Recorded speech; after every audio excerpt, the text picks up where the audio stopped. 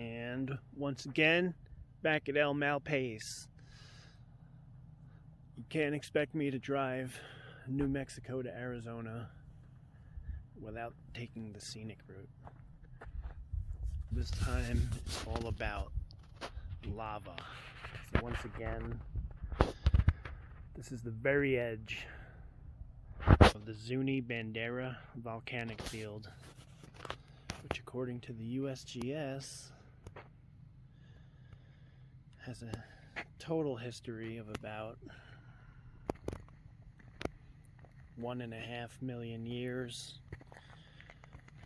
to about 10,000 years ago, erupting intermittently, and just filling this huge basin with flow after flow of basalt. And this is the Lava Falls Trail. And we're going to see what kind of cool lava flow features we can see here. Try to put it all into context.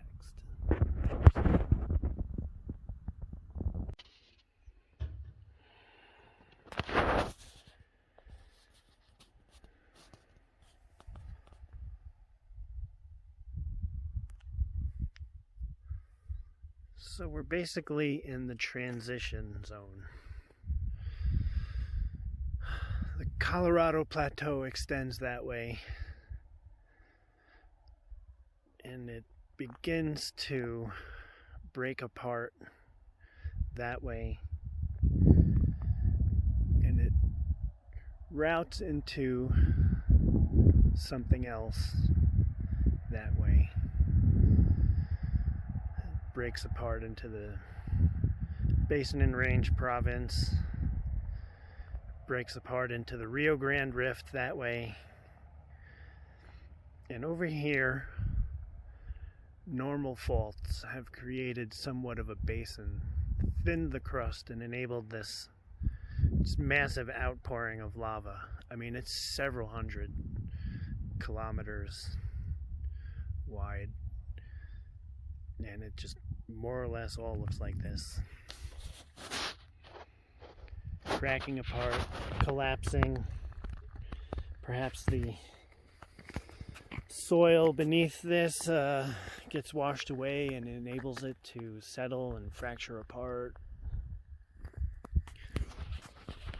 So that's the very generalized context of this area.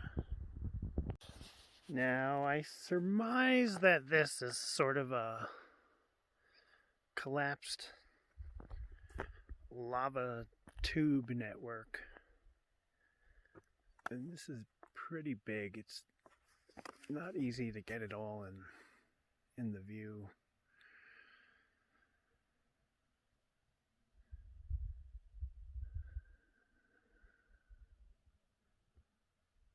Looks like,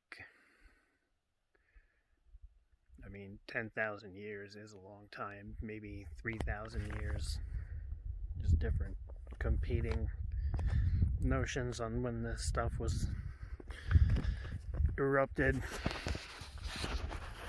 Actually, down there, it looks kind of hollow.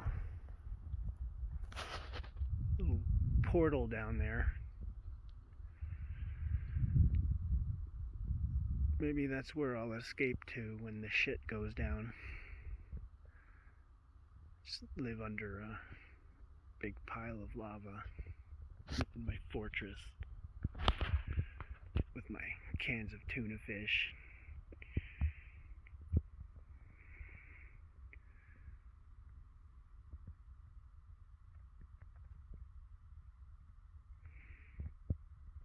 Pretty spectacular.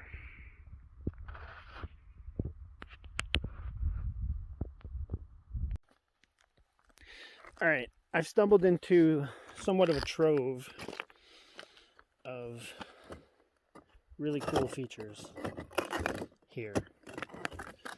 Firstly, this guy.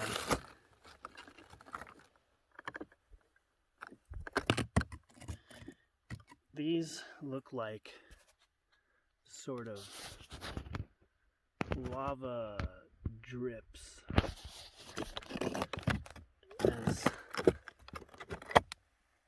lava would flow through conduits and tubes. A lot of it would drip from the ceiling, and so you can see almost like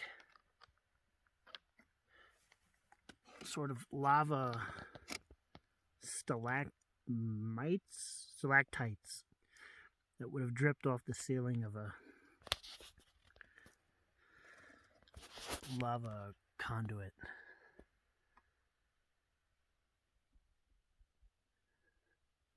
Super awesome. They're still very smooth, very glassy.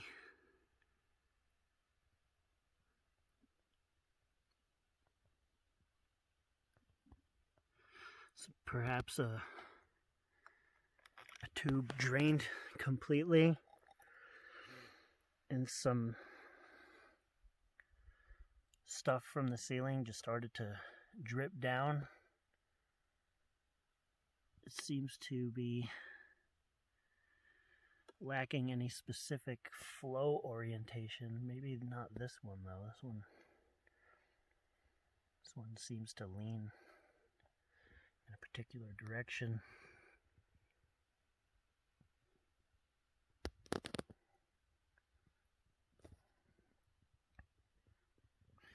Some very smooth flow features. Perhaps this right here is where it dripped onto. Seems to be a random array of splotches on here. I like it. Now perhaps what makes this area so cool is the preservation of flowing features, such as this lobe of pahoehoe. Very liquid stuff, would have been very hot, just kind of pushing its way over all the other existing flows here. You look out there, you could see where one flow broke out, oozed over another one. You could see the ropiness of it. You look at it, it looks like something out of a H.R. Geiger painting.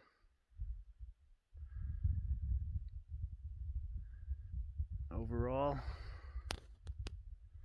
good stuff. Great day. It's still cold, but I'm prepared. I'm dressed a little more gooder. So, Malpais, Zuni Bandera, lava flow, lava field. Malpais National Conservation Mont whatever, New Mexico, and sadly I am now, not sadly, but I could spend all day here, but I'm going home. So, once again, this might look familiar to you if you've been watching, but you probably haven't. Nobody watches. I'm all alone. So,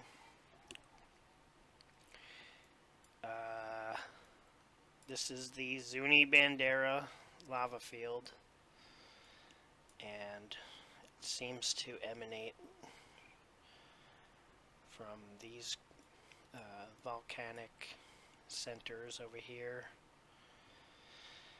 Cerro Candelaria Lost Woman crater. Okay. And Bandera crater. That looks like must have put on quite a show back in the day about 10,000 years ago. And it just all seeped into this basin, all extended this way, and there it is. The trail I was on wasn't really much of a trail, it was just kind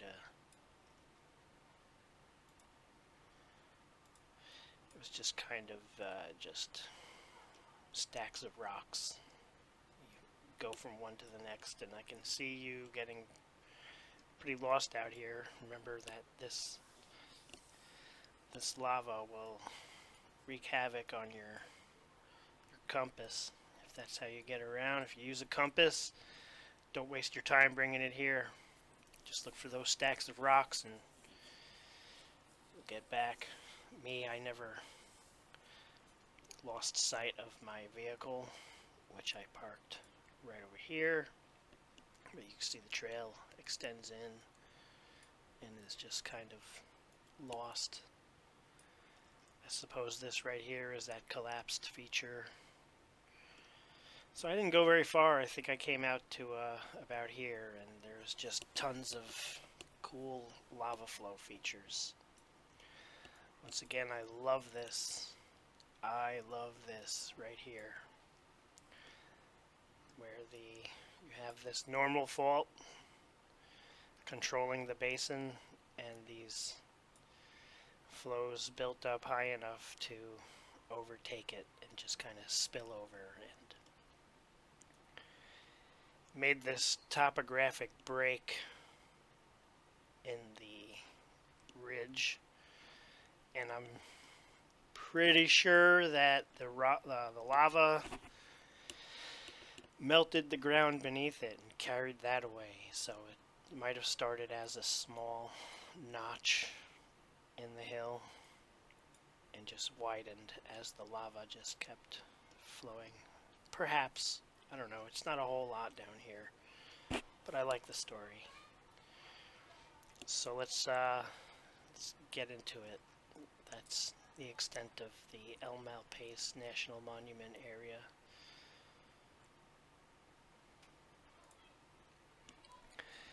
Now, I found a couple that I want to experiment with. This should not be here. This should be here. Okay. Here's that very glassy drip feature where the lava dripped off the ceiling of a drained lava tube. The residual melt started to drip onto the floor from something. It's very subtle. This doesn't look explosive at all. It just kind of looks like it dripped and started to ooze down. And even 10,000 years later, it still retains its glassy texture. Remember, this is volcanic glass coating this. It cooled very fast once it dripped, so it was probably very viscous stuff. So I'm going to experiment with this one first, I guess. Turn that up. I'm going to kick up exposure just a little bit.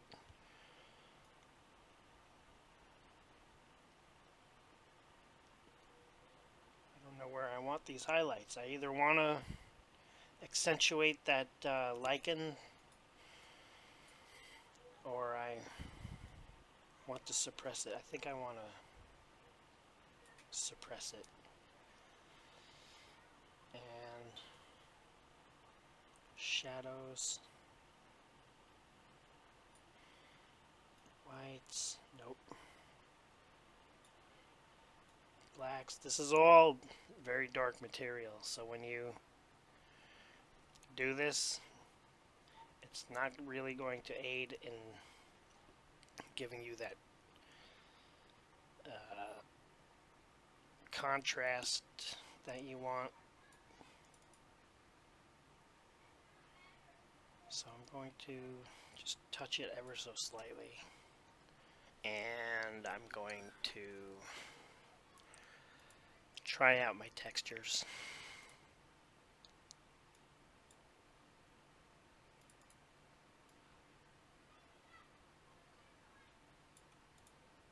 That just looks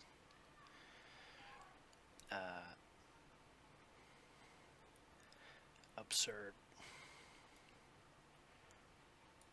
But I do think I'm going to go to 7. Just because, you know, it's glassy, but there is texture to it. It's not a very ultra smooth surface, and for some reason I think that's important to preserve. Clarity, I don't like it. So, you know what? I'm not going to deal with it. Dehazer. Ooh, I like that. That's giving me some of the contrast I want.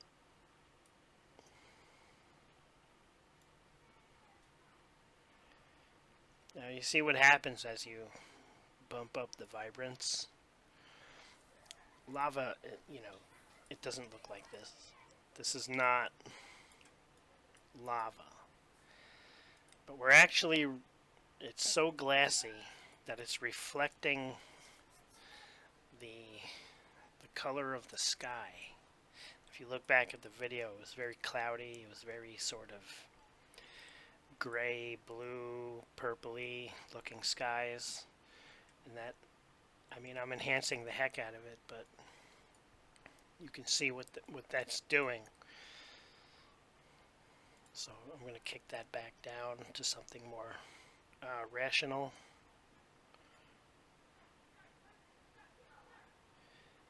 Ooh, look at that. We're getting some of that iron staining out with the saturation. Saturation is never something you want to overdo, so I'm just going to go up to 7. And yes, I stepped away and now I'm back. So here in the curves, now I want to have fun with this lichen. Has a very brainy looking texture that I want to preserve. Ooh. What are you doing? This is craziness. So I like that. I want to brighten the image up overall. But I want my contrast. And I want my shadows to provide contrast. See the cracks. You want these cracks. You want to show that this is old and cracked and weathered.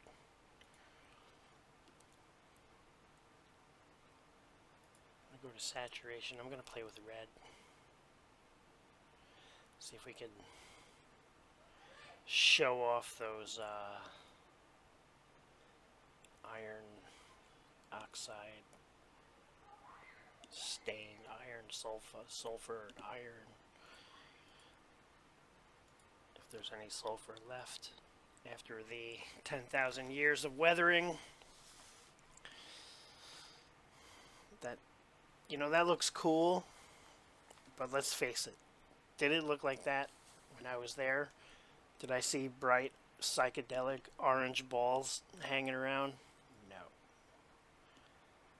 Now, that is a little more feasible, a little more representative.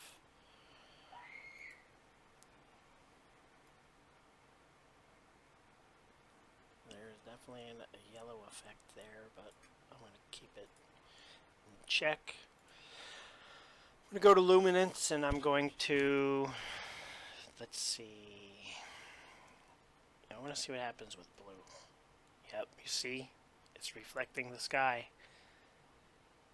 do I want to do about that? I'm going to use it to my advantage. I'm going to brighten this, give some more highlights to the sheen on this glass.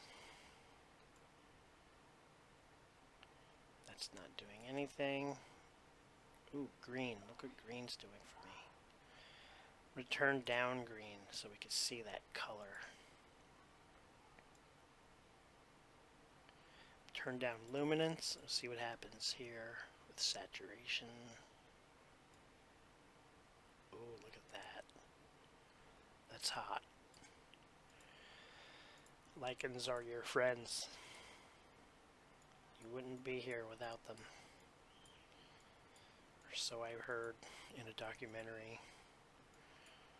And we all know that all documentaries are absolutely true. All of them.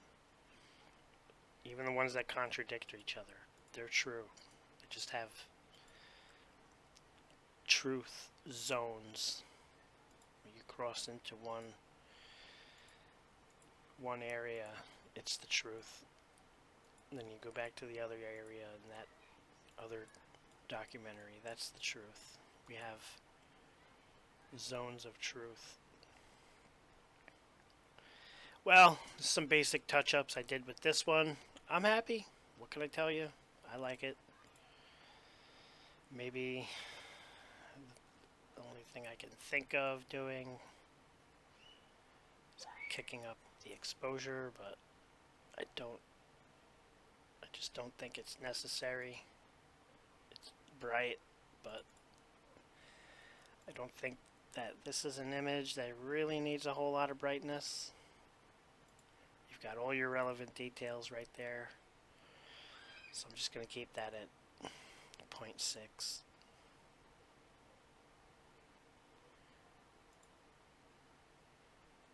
If I experiment with the temperature, get rid of that sky reflection effect, I kind of like this. It's no longer this cool blue, it's now lava as lava should look. So we go through from 4950 to 5200 with one flick of the wheel. Let's go to 5100. I think that's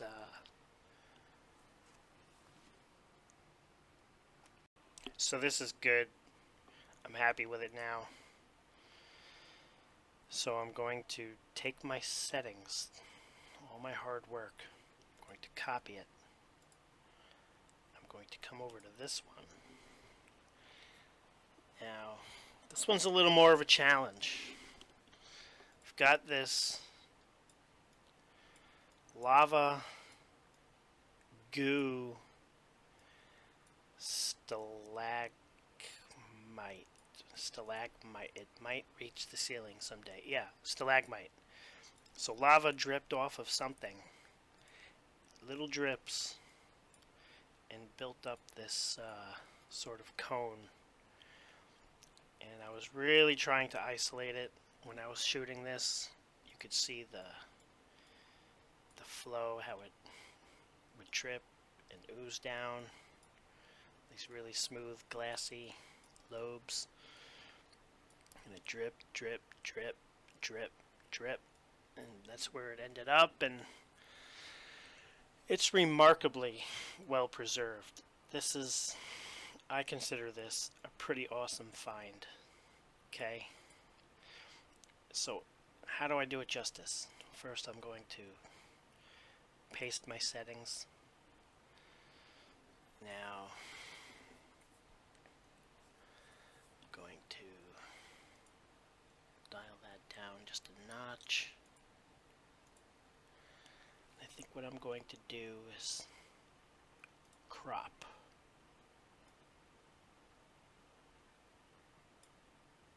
What? As shot ratio. I'm okay with the default. Now I want the tip of this to be on this line. I think it's 4/3 or something. There's some technical word for this graph, and you can go through all of. There's a whole bunch of these you could work with. I'll have to look that up. But I want it to be sort of something you sort of do when you're doing portraits. I'm going to employ this technique here. So now we're standing out just a little bit. How do we keep this, you know, I want it to be as profound as that, but from this far out. So I think what I'm going to do is take my brush. Let me do this and come back. So this is what I've come up with. Now one thing I did was extend the feather size to the max that I could so I can get this really tapered edge around where I'm working.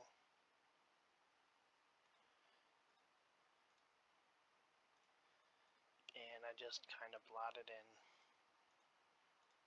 everywhere that I'm going with this. So what that leaves us to do is go up here to the exposure and just bring it down.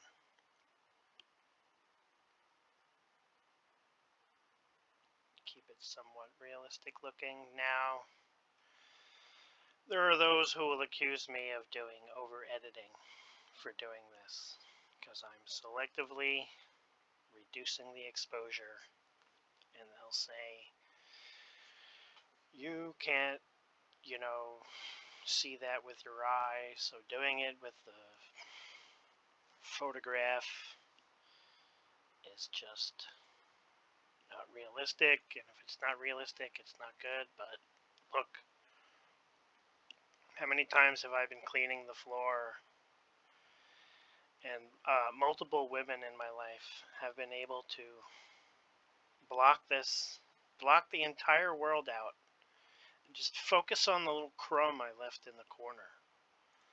So, hey, I'm using technology to achieve the superpower that most, or I don't know what the proper thing to say is, women in my life have been able to do intuitively. So I rely on technology.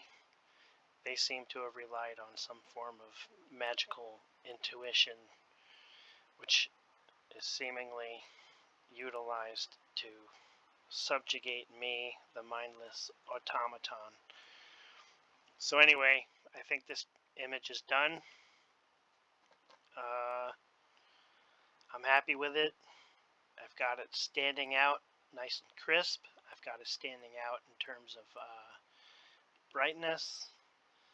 So you look at the way the area was painted in. Then you turn down your exposure. Yeah, I'm good. I'm good right there. Alright, so I've got this one, and I've got this one.